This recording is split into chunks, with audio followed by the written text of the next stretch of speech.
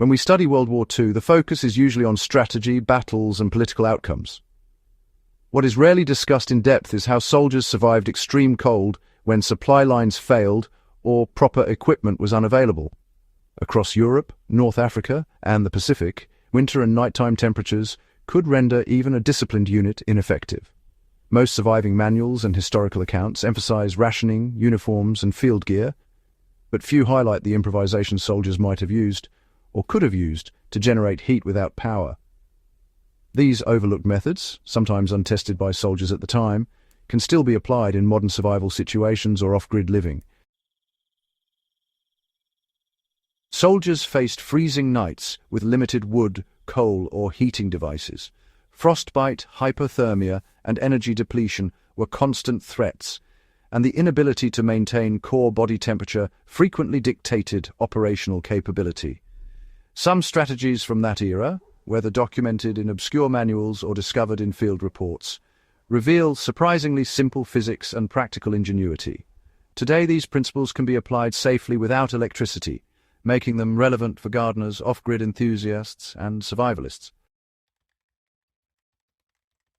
Before diving into the techniques, subscribe to my free email list for step-by-step gardening projects, practical woodworking tips, and old-world survival strategies you can implement at home. The link is in the description. These methods combine historical insight with practical application, giving viewers the chance to translate wartime experience into modern preparedness.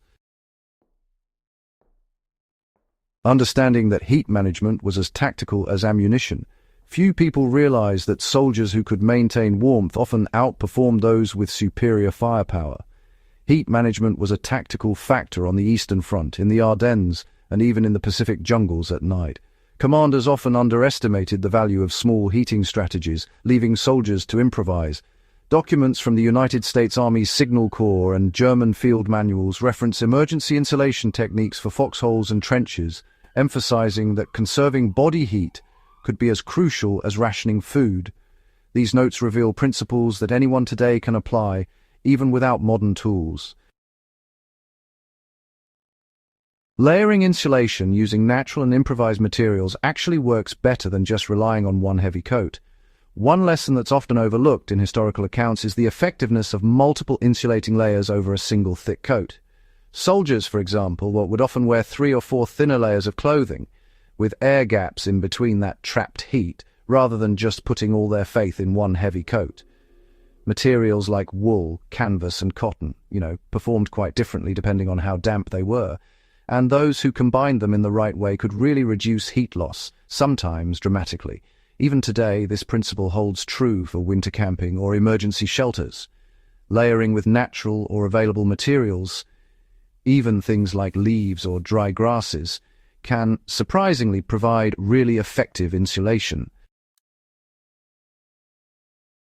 Creating heat pockets just by using body positioning and keeping your space minimal can make a big difference. Accounts from field reports mention that a shallow trench lined with pine needles, straw, or even old uniforms served as a basic sleeping area. Soldiers would often curl up in the fetal position and share small spaces together to conserve heat. Now, these strategies weren't always standard procedure, but the physics behind them is simple. Smaller air pockets take less energy to heat, and grouped bodies can transfer warmth pretty efficiently. Modern uses include small emergency tents, insulated ground shelters, or even sleeping in the basement during a power outage. Understanding how to minimize exposed surface area while maximizing trapped heat, well, that's a timeless survival tactic. Using chemical reactions or, unconventional heat sources was sometimes necessary when fuel was scarce. Although soldiers usually had limited access to fuel, some field manuals did suggest improvised chemical heating sources, like burning small amounts of fat, using hand-warmer salts, or creating friction heat with layered cloths and movement. Most troops didn't rely too much on these methods, honestly, because of safety concerns and unpredictability, but the concepts themselves are sound. Nowadays, using controlled exothermic reactions, hot water bottles, or even insulated water containers can generate heat efficiently when power or fuel just isn't available. So improvising windbreaks and reflective barriers was and still is a really clever way to conserve heat. If we look at historical photographs from winter campaigns, we can see that even the simplest structures could, multiply thermal efficiency quite a bit. Soldiers would often use whatever was at hand, snow, earth, or wooden boards, to build windbreaks around their bivouacs. And when these were combined with reflective surfaces like metal sheets, foil, or even just light-colored fabric, radiated body heat could actually be directed back toward the occupant. Now, while this wasn't exactly a standard-issue tactic, those who took the time to improvise often reported fewer cold-related injuries. Even today, positioning tents or shelters behind natural barriers or lining them with reflective materials remains one of the most energy-efficient ways to stay warm. Capturing and retaining radiant heat from small fires or lamps safely has, always been a practical challenge.